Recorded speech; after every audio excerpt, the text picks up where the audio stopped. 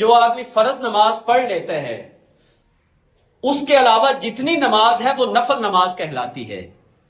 نفل کا معنی ہوتا ہے زائد، نفل کا معنی ہی زائد ہے، اور سنت بھی نفل کیٹیگری میں آتا ہے، یہ یاد رکھیے. لیکن کوئی مسلمان سنت کو اس لیے چھوڑ بھی نہیں دیتا کہ یہ نفل ہے، وہ ہر چھوٹی سی چھوٹی سنت بھی اپنے لیے بڑی سے بڑی سمجھتا ہے. کبھی مسلمان یہ نہیں ہوتا جی اس سنت کو چھوڑ دے، اس لیے کہ ہمیں نبی کریم صلی اللہ علیہ وسلم کی اطاعت کا حکم دیا گیا ہے. لیکن جو ہمارے محدثین نے، اہل علم نے جو اس کی اقسام لکھی ہیں، کچھ چیزیں فرض ہوتی ہیں، کچھ چیزیں سنت ہوتی ہیں، مستحب ہوتی ہیں، مکروہ ہوتی ہیں.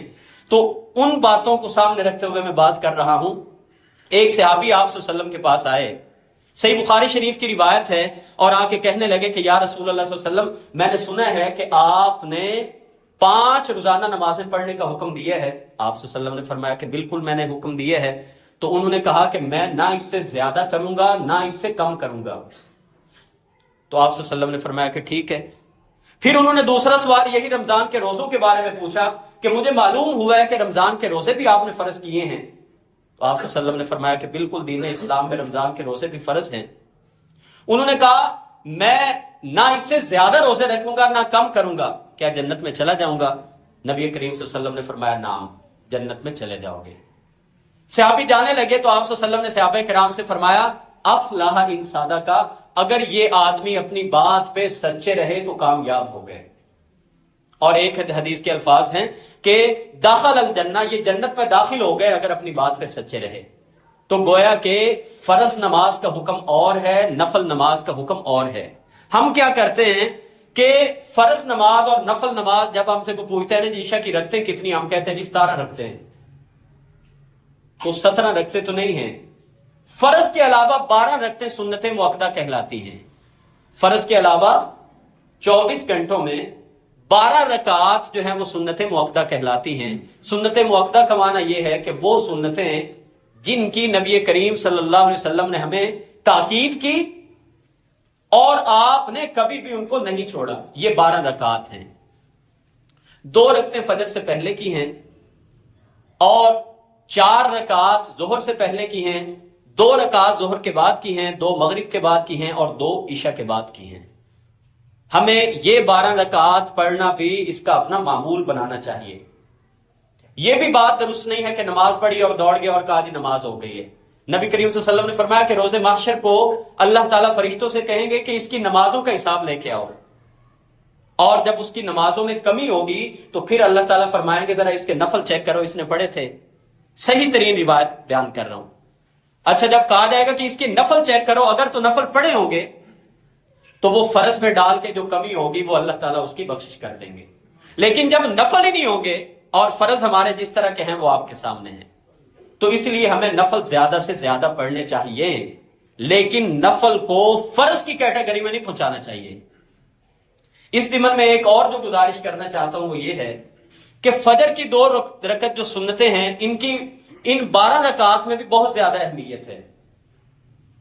مگر ہمارے ہاں اکثر دیکھا جاتا ہے کہ نماز باجماعت کھڑی ہوئی اور جو باہر کے آنے والے آدمی ہیں وہ اپنے آ کے 2 سنتیں پڑھنا شروع ہو جاتے ہیں. یہ بات یاد رکھیے کہ وہ سنتیں ہیں، یہ فرض نماز ادا ہو رہی ہے، اور نبی کریم صلی اللہ علیہ وسلم کا یہ حکم ہے کہ آپ نے فرمایا کہ اذا اقیمت الصلاۃ فلا صلاۃ الا المکتوبہ، جب فرض نماز کھڑی ہو جاتی ہے تو پھر اس کے علاوہ اور کوئی نماز بھی نہیں ہوتی. اب پھر کیا کیا جائے؟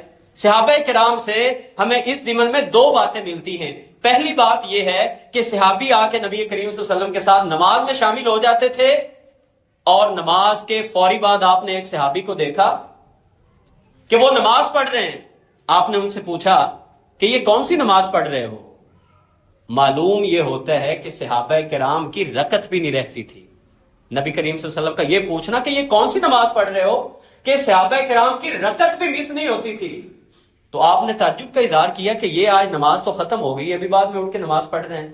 تو انہوں نے کہا یا رسول اللہ صلی اللہ علیہ وسلم میں نے نماز کو جوائن کیا ہے، اور میں جب آیا ہوں تو آپ کی نماز کھڑی تھی، لہٰذا میں اب سنتے پڑھ رہا ہوں. تو نبی صلی اللہ علیہ وسلم نے خاموش رہے، آپ نے خاموشی اختیار کی، اور آپ جس عمل پہ خاموش رہے وہ ہمارے لیے سنت بن جاتا ہے. دوسری حدیث مبارکہ میں یہ آتا ہے کہ اگر کوئی آدمی ان دو سنتوں کو سورج کے طلوع ہونے تک تاخیر سے پڑھنا چاہتا ہے تو یہ بھی اس کے لیے گنجائش موجود ہے. دونوں طریقے. اگر نماز کے فوری بعد کو سنتیں پڑھنا چاہے تو نبی کریم صلی اللہ علیہ وسلم اور وہ جو صحابی کا واقعہ میں نے آپ کے سامنے بیان کیا ہے وہ بھی موجود ہے. اور اگر کوئی سورج طلوع ہونے کے بعد پڑھنا چاہے تو یہ بھی گنجائش موجود ہے, وہ پڑھ سکتا ہے. لیکن نماز کھڑی ہونے کے بعد کوئی نماز نہیں ہوتی. یہاں تک حکم ہے کہ اگر تم پڑھ رہے ہو اور آدھی نماز پڑھ چکے ہو اور جب اقامت ہو جائے تو سلام پھیر کے فرض نماز میں آ کے شامل ہو جاؤ. جمعہ کے روز یہ ظہر کی نماز ہی جو ہے وہ اس کو 2 رکعت پڑھتے ہیں ہم جمعہ کی نماز میں. اور مفسرین لکھتے ہیں کہ یہ جو آپ خطبہ سنتے ہیں, دین کو سمجھتے ہیں, اس کے بدلے میں اللہ نے ہم سے 2 رکعتیں ظہر کی معاف کر دی ہیں.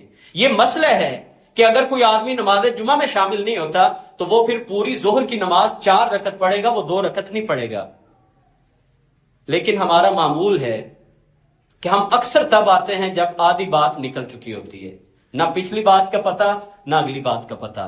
تو میری آپ تمام احباب سے گزارش ہے, صحابہ کرام اپنے کاروبار جمعے کے بعد جا کے کھولتے تھے. میں آپ سے یہ نہیں کہہ رہا کہ آپ کی دکانداری جمعے کے بعد کریں, لیکن کم از کم جو قرآن میں اللہ نے کہا ہے نا, اذا نودی للصلاۃ من یوم الجمعۃ فاسعوا الی ذکر اللہ, کہ جب جمعے کی اذان کی آواز تمہارے کانوں میں پڑ جائے تو پھر دوڑ کے اللہ کے ذکر کی طرف آ جاؤ.